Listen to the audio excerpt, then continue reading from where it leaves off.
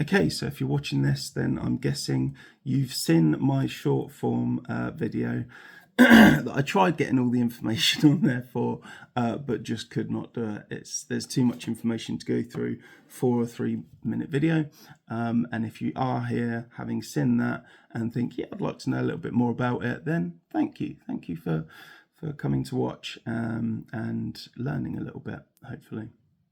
So, societal downfall, the crash of an empire, the crash of an economy is nothing new. It happens all the time. Okay, and Britain is suddenly very aware of this because it's happening to us.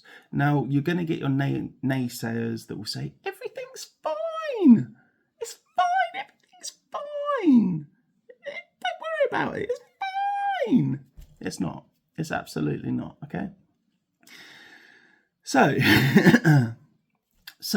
obviously we've all seen the unrest, we've all seen the damaging situations to Britain and its economy, its communities that are taking place across the UK right now, and it's not a good place to be, obviously.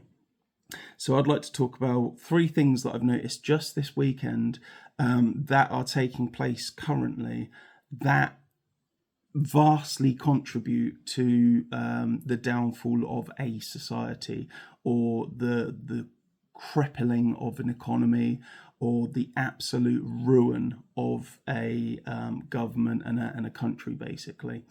99% of the time, the people generally come out of this fairly well, actually. Usually, it's just the governments that are in place. Usually, they don't. They really don't. Okay, so, and you, by the way, you may think that societal downfall. You might think that the economy collapsing and such things is a terrible thing to happen. In Britain, currently, it's not. It's going to be a good thing because the government, the economy right now, is just in a death spiral. It can't go anywhere other than upping taxes, providing less for people. It can't do anything other than spiral out of control downwards. And they're just going to charge you more for less, basically. And they'll keep doing that until something changes. And again, looking at history, it's the people themselves that will cause that change, because they'll get to a point where they'll just absolutely say, no, not getting up and going to work. I'm coming to your fucking house. I'm coming to the Houses of Parliament. I'm coming to number 10 Downing Street and we're going to sort this out. And like I said, usually that doesn't end well for the political leaders. So let's go into it. The 3 things that I've noticed this weekend that has vastly escalated the cause, shall we say, vastly escalated the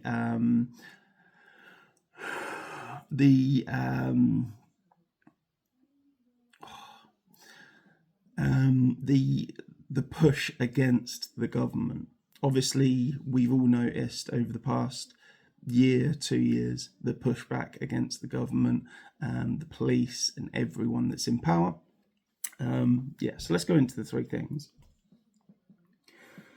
So the first thing is, the more the government, the more councils, the more police push you, the more you'll push back. And it could be even over silly little things. It could be over absolutely anything. And so you're seeing this now with the flags in Birmingham.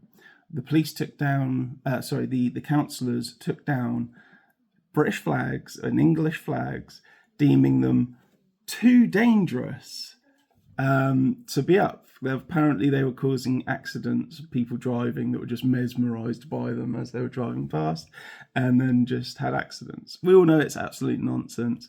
But the interesting thing that you have to take from that is how people have reacted to it. And people now are just putting England flags up, putting British flags up absolutely everywhere they can. And it's not just in Birmingham, it started in Birmingham, but it's escalated now to a nationwide kind of movement of people putting British flags up, English flags up, painting roundabouts even to look like England flags.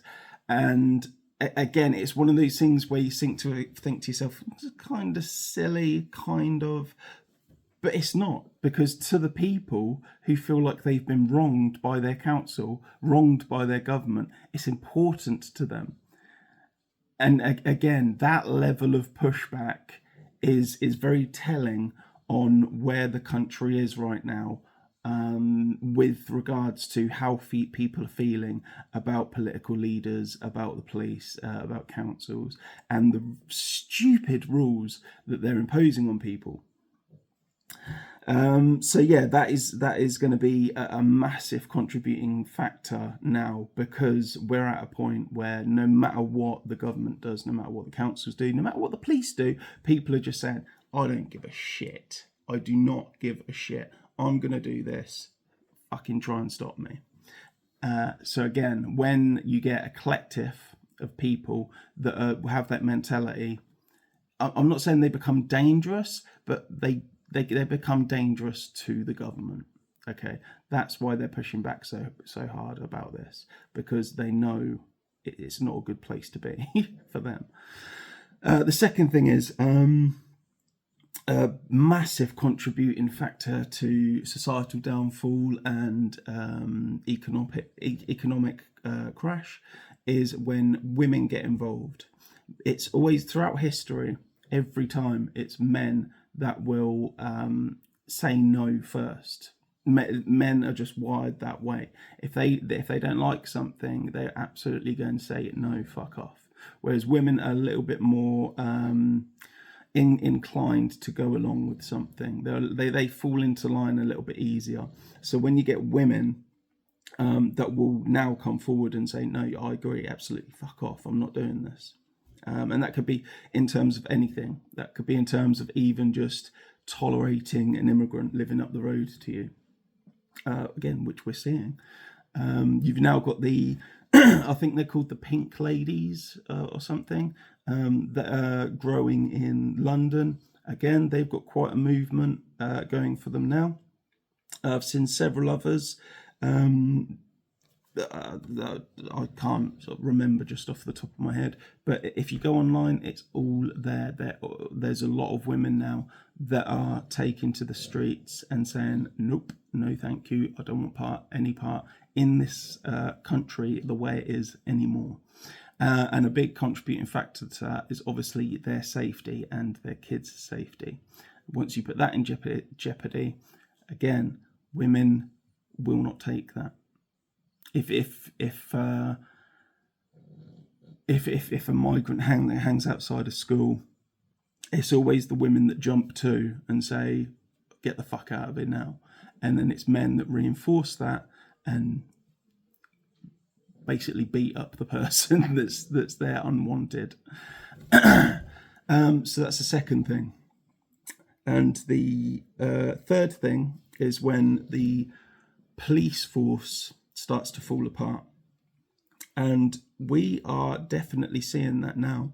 I've seen two this weekend, police officers that have come out and said, I don't want to do this anymore. I'm not interested in policing what I'm being told to police.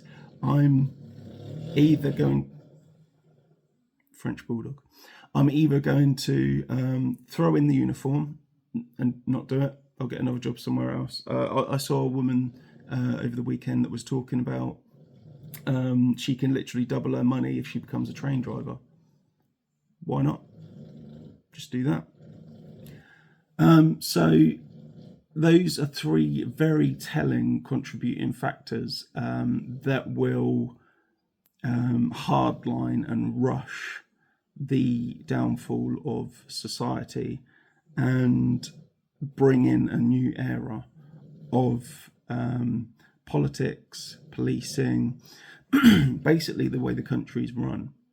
And it's a good thing. Don't sit there thinking this is a bad thing.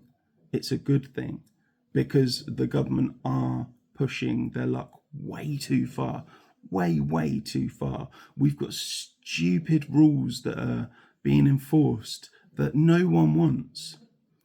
And all the government can do at this point is push further, push more. And obviously the only thing that we can do now, the people, is push back harder and push more. And you're going to get to a point, especially in Britain, you're going to get to a point, what will happen is there will be an incident like the Southport incident, and it will just kick everything off. And the difference this time, when it comes to the protesting and rioting and things like that, the difference this time will be, first off, when people leave their homes, they will leave tooled up. They will leave with weapons, saying, this really is enough. It is enough. I mean, we're already saying that enough is enough, and they're just not listening. So again, it escalates. It has to escalate, and the people will escalate it. And the second thing that will fall apart during that civil unrest will be the police, who are already feeling demoralised. One, their numbers will be dropping. We know that the police numbers are dropping. People are leaving the force. They don't want to know anymore. They're not policing what they know they should be policing, and so they're leaving. And they're making videos about that when they leave to incentivize other police officers to leave too. So think about it. When you've got people, just the general public, men and women, banded together now, communities that have become a lot firmer, a lot more proactive together, because they've all been out protesting, things like that. So you've got bigger communities now that are going to go out tooled up. They're going to come into contact with the police, and the police, already demoralised, down in numbers, are just going to go, I'm throwing the riot shield down. No, I'm not doing this. I'm not going to risk my life for policing that I don't believe in. So it's a very dangerous place to be, but it's a very good place to be at the same time. Again, because with the government have got themselves deadlocked. The only place for them to go now is to really rinse the country for everything that it's worth, and then just get out. I genuinely believe, and I've been saying this for a long time, that Rachel Reeves is a flight risk. She really is a flight risk. I think one day we'll wake up and it'll be on the news, Rachel Reeves has left the UK, she's not coming back. I believe that will happen.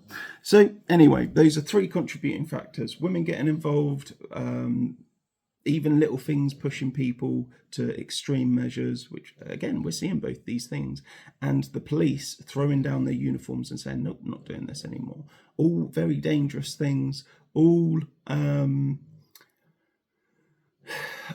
things that you think are bad, but that they're actually good, because we have to rip this government out of power. We have to tear down the current policing sort of strategies and what they're policing. It all has to be torn down and then rebuild from the ground up. So there you go. That's my long form video, because I couldn't get everything into a short form video, unfortunately. But I mean, you know, there are a lot of people that will say this is nonsense, it's never going to happen, it's not happening. And to those people, I will say, you are the ones that usually come off worst out of any of these situations, because you're the ones that will kind of sit there right up until, you know, the flames are burning your face, so to speak, when everything is burning around you, and you're sitting there going, no, it's fine, nothing's wrong, nothing's going wrong, everything's fine. And then, you know, your head's on fire and you're like, yeah, it's not fine, is it? No. Whereas everyone else will be prepared for this.